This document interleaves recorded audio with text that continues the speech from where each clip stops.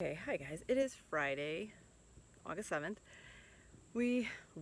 Matt has been working on the Chickshaw. He's making a lot of progress, so he's in the garage working on that. We haven't really done too much outside because he's been focused on getting the Chickshaw done. But today, per usual, because I can't get my compost to work really well, I'm gonna add some food scraps and try to turn this again.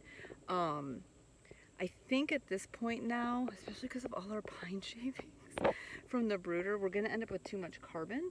So I'm hoping if I add the food scraps, which probably look disgusting, yum. I don't know. We'll see. I'm going to turn it a little bit, see if it smells, see if it's hot, and then decide if I should add the food scraps to this one or to that one. If you know how to compost, message me and let me know what I'm doing wrong. Okay, so I totally just checked the compost. I lifted up a section and then put my hand in there to see if it's hot. It's actually hot.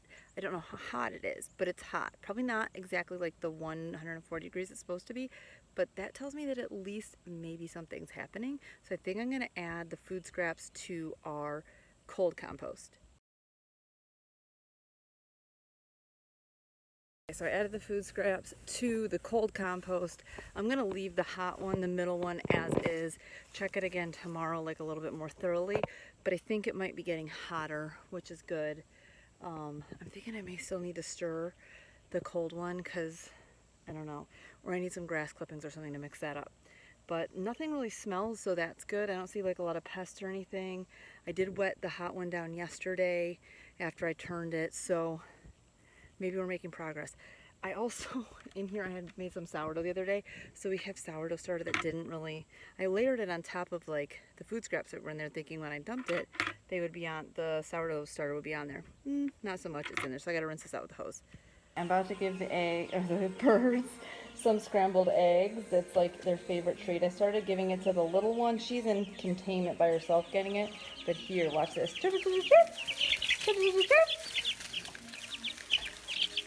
They love it. It's their little treat. And then sometimes one will grab it and run around and chase each other with it. So that's that. And then if you come over here, you see our little runt one. I have her in there by herself so she doesn't have to fight for it and she can get a little extra. She probably won't eat all of that, but supposedly egg yolks are really good for them. It gives them a lot of protein if they're not really thriving. You're not feeding them themselves.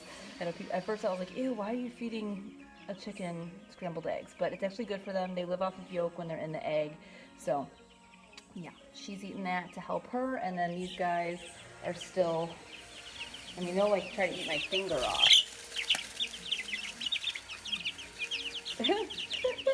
Crazy birds. So a little bit more I'll give them. But that's their little treat. Between like all 15 of them, it's one egg, so they don't get that much each. Shaw update, it's upside down right now. So we got our wheels. They just came in the mail this morning. So Matt is building these like side supports essentially to keep an outrigger. That's the official term, I guess, so that the wheels don't flex. So this is kind of like a little bit of an improvement from the actual design it's inspired from, so that the wheels don't kind of like, what is it called, cant? Yep. Fancy words. Cant in. So see how this goes. We're gonna flip it over once he gets all this part done and just test it out. Okay, here is our current status. Show them the little chicken door. The chicken door. So this is my idea, to make it look like a barn door. And so then they have their little ramp. Very cute. And then the human door, so we can go in there and put like feed or water if we want to keep it in there. And then that latch is closed. And then the roof opens up just in case we ever need to like get in there and get a bird out. And we have like a little like post to hold it. And then show them how it rolls. Like it'll have handles and stuff. It's not done yet, but like. Oh, the brakes in the back. Oh, never mind. We can't show you that now.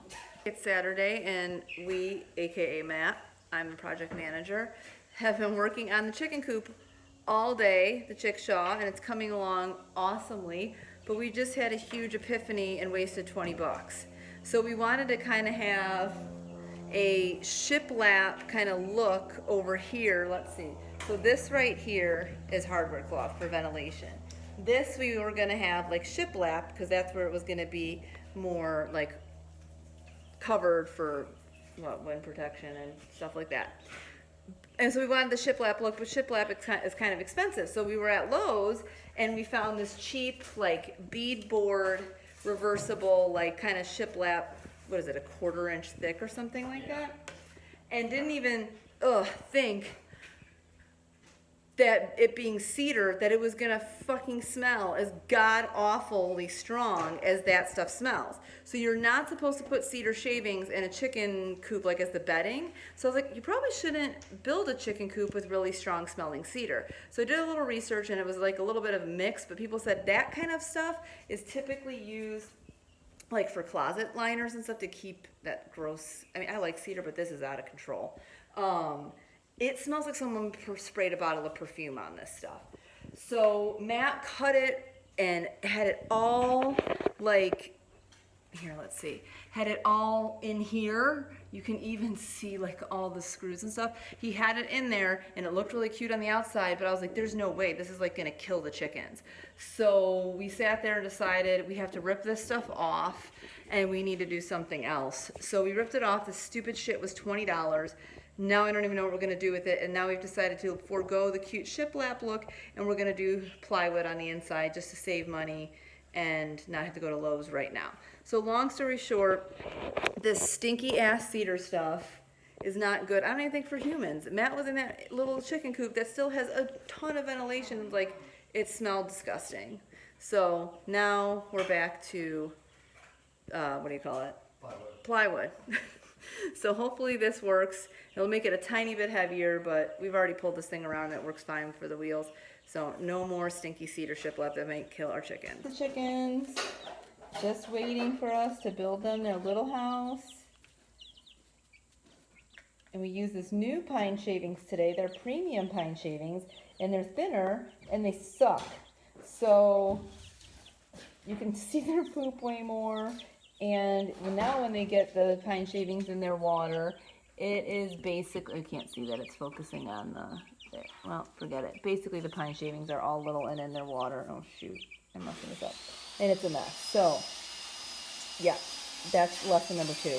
Premium pine shavings, not good. Regular pine shavings, fine. Cedar shiplap for these little guys' house, not a good idea. I don't know why people want that shit in their closet. It smells like buttholes. Okay guys, it is Sunday and we are still working on the Chickshaw. Well, again, Matt's out there. It's looking really good. I was going around trying to kill trees of heaven, pulling out that. And then since we've been cleaning up the yard more of this guy's like debris piles of garbage and metal and cans, it's starting to surface. It's like this stuff is rising to the top. So I was picking up all that stuff and now I'm going to make us some homemade Gatorade. Haymaker's punch, switchel, whatever you want to call it. So I wanted to show you how I do that. First thing you're going to need is some apple cider vinegar, raw unfiltered with the mother, not, you know, fancy vinegar, like real apple cider vinegar. And you're going to take a 1/2 cup of that. And you will pour it, let's see if I can do this without making a mess, into your pitcher. That is step 1. What you're doing is taking a 1/2 cup of honey. I'm clearly making a mess and overfill this. This is local, raw, unpasteurized, whatever you want to call it, honey, not pasteurized honey, and you're going to add that into your pitcher. I'm going to have to stop filming so I can scrape all this out now. Okay, step 3, you're going to take water, ideally filtered water. We use our Berkey to supposedly like get the fluoride and chlorine out. Who knows if that thing actually works. And you're going to add 8 cups of water to your pitcher. If you don't have a filter, just use regular sink water. You're not probably gonna die from that. All right, so I'm gonna fill this up with 8 cups of water. Right, next, you're gonna add ginger, turmeric, and salt. So I do 2 teaspoons of ginger, 1 teaspoon of turmeric, and the recipes that I found recommend about 3/4 teaspoon of salt. I like a little bit more salt in it, so I do about 1 to 2 teaspoons of salt. Matt would prefer less salt. I like the salt in it. It gives to me a little bit more of a Gatorade feel. So I'm going to do that next, because if I do that on camera, this is going to be a hot mess. I get all of that in there. It looks kind of nasty, but I stir this up until it's all blended. Now, when you make this and use powdered, you know, ginger and turmeric like I did, Every time before you drink it, you're gonna need to shake it or stir it in the container that it's in because the spices will settle. It does infuse the flavor into it, but if you don't mix it up before you serve it, it's just like I said, all of that's gonna kind of go to the bottom like sediment. So there's that. And our spices, these are old Trader Joe's spice containers. We actually get our spices from a bulk, like little health food store out here in Cookville, which is nice. Okay, so next thing I'm gonna do is get some lemon in here. Next thing we're doing, taking the juice of a full lemon. It's hard to do holding the camera. Squeeze that in there. You can use as much or as little lemon as you want. My Switchel recipe, I basically have combined quite a few recipes. Some people just do honey, vinegar and water and ginger, and you can use regular fresh ginger too, but I found that like doesn't work as good. Or you can infuse water with ginger, like make ginger tea and add that. Okay, so I got half that lemon in. I'll put the other one in, and then we will bottle it. To bottle it, so I have my little funnel. Honestly, I think I got this at IKEA. Have my half-gallon growler, and we are gonna pour this stuff in to here. This makes a little bit more than a half gallon because I also use the lemon juice, which some Switchel recipes or Haymaker Sponge recipes don't use. So I will fill up the remainder in that little pint mason jar. Try to pour it in there, get in there quickly as possible so the spices don't settle to the bottom. But once I bottle this up, I'll put it in the fridge for a few hours so it is cool. Looks like there's something in there. Oh my God, is that a seed or a bug? I hope there's not a bug in there. That would be so gross. Is that a bug, you guys? Oh shit, now I'm pouring it everywhere. See, this is why I don't make food videos. Okay, I'm gonna finish this and put it in the fridge. Oh, my hair is amazing. Okay, so that's how you make homemade Gatorade. Oh my God, you can see my mess over here.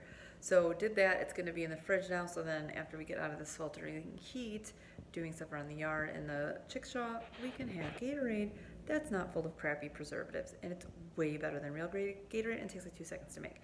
And then just want to show you really quick what I clean with after my amazing mess that I made. So I don't use any like harsh chemicals or anything like that. I use, I feel like I'm like a sponsor. This is not a sponsored video.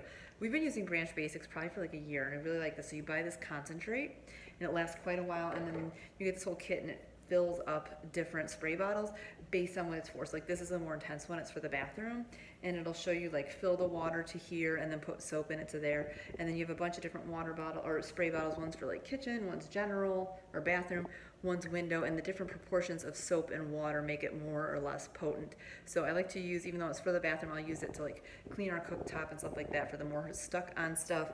So now I'm gonna clean up my mess. And then I think I'm gonna go outside, but I thought I'd plug my non-toxic cleaning products that I use. Okay, so I thought I'd show you my eggshell situation. So basically every day we eat about 6 eggs, and as soon as I crack the eggs open, I lay them over here so that the yolky stuff, whatever's left over, can dry out. And then I put them in this bin, and I don't seal the lid down because at first I was doing that and it was like gross.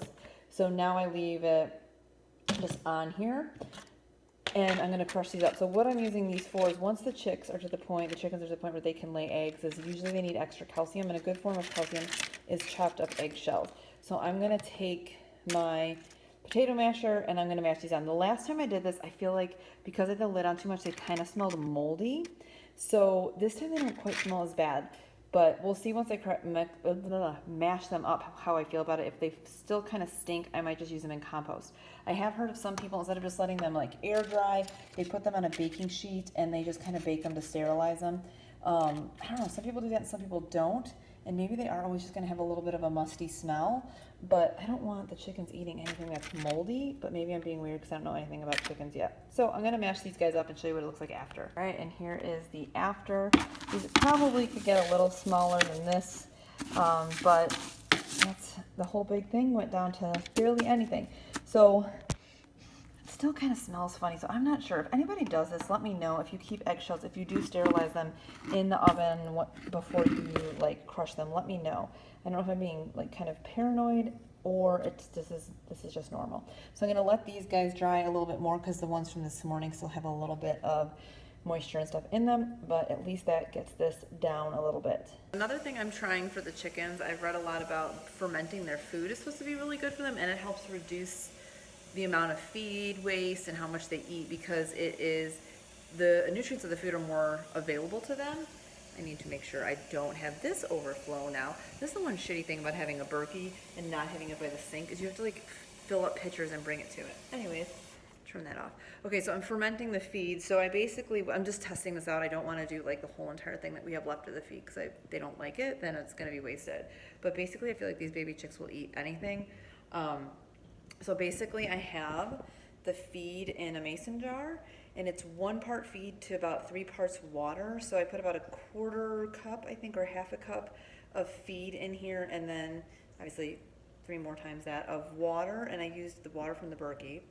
And then it's a breathable cloth, just like you would do a ferment for humans.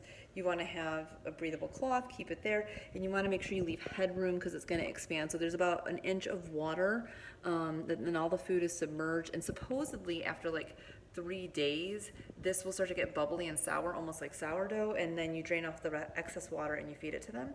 I've heard some chickens like it and some don't, but hopefully this will work and they'll like it because it could cut feed costs, and maybe it'll help our little run chick that's still having a little bit of issues. Okay, so fun little adventure on Sunday. We were out in the garage working on the Chickshaw. I was doing stuff in the house, and I went outside to look at the baby chicks, and they looked like they were panting, which chickens are like dogs when they don't have sweat glands. So if they like open their little beaks, they're panting, and if they lay with their feathers out wider, they're panting and they're overheating. So we have the garage door open, and it's really hot here today, so I think they started to overheat, so I freaked out. Just got the Tractor Supply, or just got out of Tractor Supply, bought a fan to help circulate some of the air in the garage. Right now we have the garage door closed, but the house door to lead into the garage open so the AC can go out into the garage, and we got some more chick electrolytes. So hopefully they don't die. Matt just said they're doing better. The temperature in the garage already dropped like 5 degrees, so they're probably fine. We needed a fan anyways for the garage, for the gym, our garage gym. But I just had a freak out moment thinking we killed our chicks. Thankfully they're still alive. Hopefully this fan will help circulate some air, and they're just on the struggle bus today because it is hot. But note to self, don't keep the garage door open for them on a hot day because it just gets way too hot in their brooder. Update, the chickens are still alive. I gave them their vitamins and electrolytes. We got a fan, and it is now, I don't think you can see on here, not even, 84 in here, and it was like 90 something, right? So now they're not panting anymore, and got them lots of water, so I'll show you them. So they're actually even by the brooder now, the little heater. So before they were not anywhere near that thing. They've got tons of different water. That one's got electrolytes in it. And they're back to eating. They're not panting. A few of them have figured out that this little dish is water too. They're not 100% sure about that. And then we got the Chickshaw. So we have the panels on here now because like I said yesterday, the cedar thing was an epic fail. So we got that. And what else? Matt did the panel here, and then this is hardware cloth to give them some ventilation up there. What else is new? Oh, we got the nesting boxes in and covered that bottom part that was open, so they have their little nesting boxes. Next, we got to work on the roof, so here's the other side. And we have to figure out next what we're going to do here for the nesting box door. So the door is going to open down for us to get the eggs, but I'm really torn. We were just going to make it flat like this, but I kind of want it to have a little bit more like that recessed look with trim around it, so we're not sure what we're going to do. We also don't want to spend more money, so not sure about that, but it is looking good. And then we bought paint, so we're going to paint it all white. The roof is white, and then I got a little black paint, so we're going to paint the door black so it kind of has a farmhouse look, so they'll really enjoy their farmhouse coop. I'm sure they'll appreciate that. And then maybe eventually we could even get like a little fake light or something. So that is Chickshaw. It's coming along. Guys, it is Tuesday. It feels like Wednesday. It is Tuesday. It's like 4 o'clock in the afternoon, and both Matt and I were working all day. I was doing like my real jobs, and then Matt has been out here working on the Chickshaw. It is looking really good, so I want to show you an update on that. Give you a little update on the chicks, and then I'm gonna go kill some trees of heaven. So yeah, I thought I'd show you how fun those plants are and how insanely invasive they are. I know I keep talking about it, but they drive me nuts. So here is the Chickshaw. All right, so here is the Chickshaw. We have the roof on. We have The door's off right now because I just painted it black. We're going to paint the rest of it white and the door will be black. What else do we have left to do? We have to add on the arms to it so that we can pull it. And then Matt's got to fix the wheels. We didn't get enough washers, so he's going to take this off and add some more washers. And then he got the roof on the nesting box area. He is going to add a little piece of plywood here just so that we don't get any water creeping back in there. And then he put the door on the nest box, and then we have to like finish up his little kickstand thing. So that is the Chickshaw, our mobile chicken tractor. It is coming along. It has been a labor of love for sure. Obviously, we have learned lots of lessons, made mistakes, learned, fixed things, and it's been a long process, but it's turning out really cool, so hopefully it'll be done here in the next few days. Crazy, crazy birds. They are getting bigger and acting crazier. They're getting more and more flighty and just eating tons and tons of food, but they're doing good. There's our little, you can't really see through the chicken wire. I don't know why I always try to show you guys like this. That's our little runt girl over there. She's doing better. We're weighing her every day. She's gaining about 10 grams of weight every day, which is good, I think. I have no idea. Learning that even though chickens baby chicks need to be warm, you can, just like with big chickens, they can get too hot. So as you know, earlier this week had a crisis that I had to resolve by getting us a fan and trying to cool these guys down. So we cannot keep this big garage door open during the heat of the day. It just makes them too hot and stuff like that. So I have it open right now. I'm going to close it. But we have a fan, so we have more ventilation, which is good. I put like a little dish of cold water in there with ice cubes. They don't necessarily like it right away, but it does seem to keep them a little cooler. So they're doing good. They're growing. They're 3 weeks yesterday. Yeah, so now I'm going to head up to the barn area and kill some trees of heaven.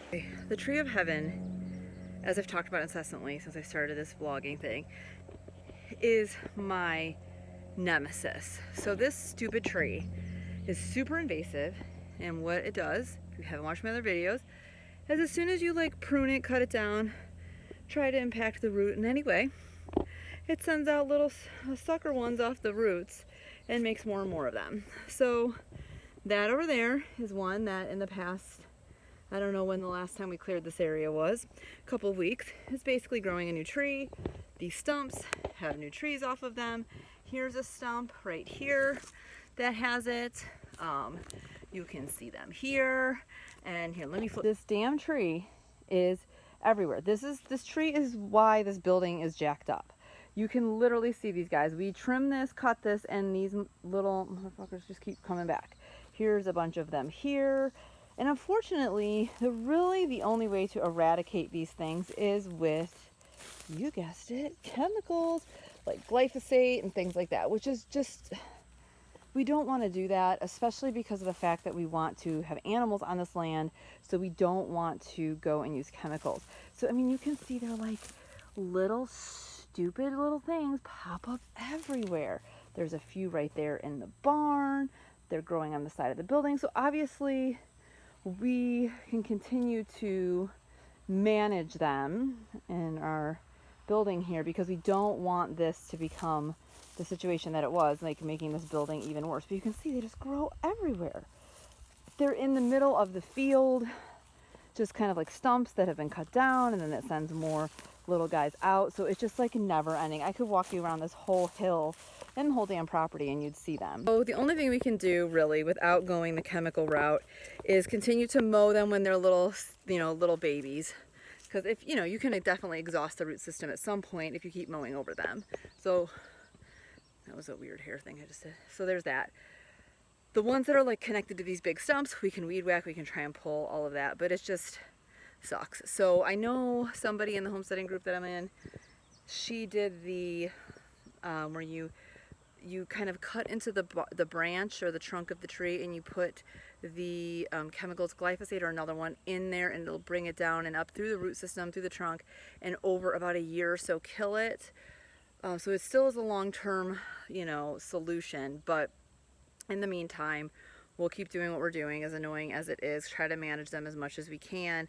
Eventually, if we were to get some animals, probably, we heard goats like to eat the leaves off of them, and obviously if they could eat the leaves, then we wouldn't have to pull them, and that would prevent them from getting very big. And then I think pigs will kind of root around and uproot some of the trunks depending on the size of the tree. So I don't know. Animals would be way better to manage this than us doing it manually. But for the time being, I'm just gonna start ripping these like sprouts off.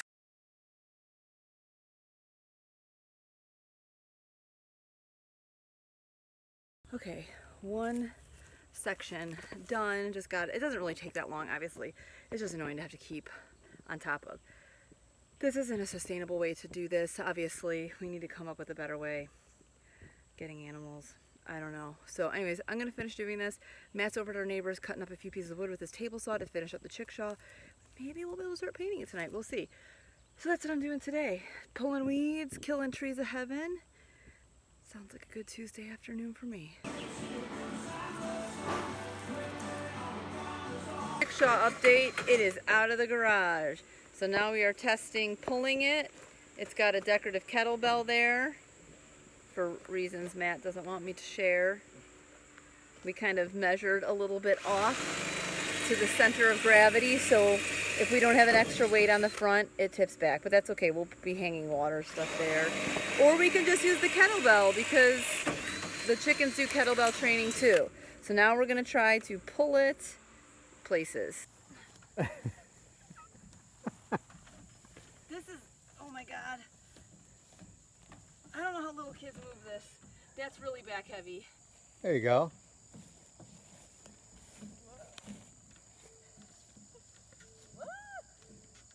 Once you go downhill, it's like, whoa, whoa. Look at how good he is at this. Go, Matt, go. Just imagine there's chickens in there. Go, Matt. This could be the Chickshaw race. Oh my God, it's like a workout. There you go. Look at you go.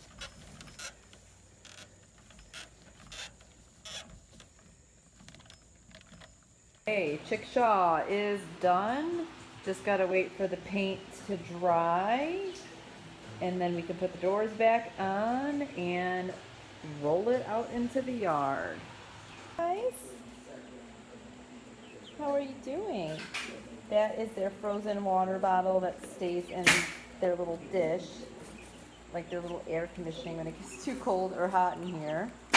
And we're making them a little practice roost bar.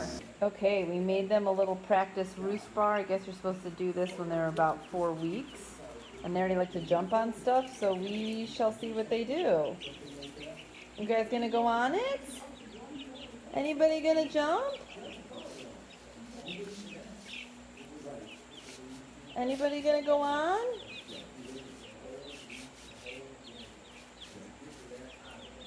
Go ahead. That's Dottie. She's always super curious. Go ahead, guys. Try it. You don't want to eat it. You want to go on top of it. Go ahead. Jump on. Go ahead. Is nobody going to try? Matt's going to try to catch one and put them on. You got itchy or scratch. Oh, Brownie. That's Brownie. Matt's gonna try to put Brownie on there and see what she does. It's okay, Brownie. She jumped right off. Come on, up there. Do you see her little head moving with you? Go on there. Look at you on there, Daddy. Did Matt put you up there? Maybe your friends will follow your lead. Is that cool? Come on, Jane. Daddy's up there.